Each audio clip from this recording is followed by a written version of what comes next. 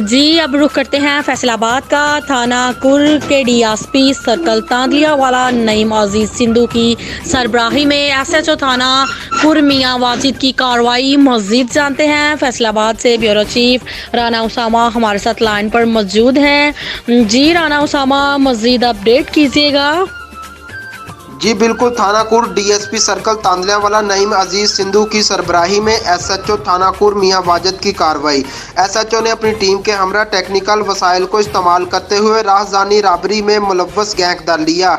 सरबराह gang इंतजार उर्फ इंतजारू गिरफ्तार। मुलजम से 2 लाख से ज्यादा अमाउंट नकदी और 2 मोटरसाइकिल, 2 पिस्टल, 70,000 मालियत के मोबाइल भी बरामद। मुलजमान के खिलाफ मुकदमा दर्ज करके मजीद तफ्तीश जारी है। जी ताज़ा तरीन खबरों के लिए देखते रहें सिटी 11 न्यूज़ पाकिस्तान HD।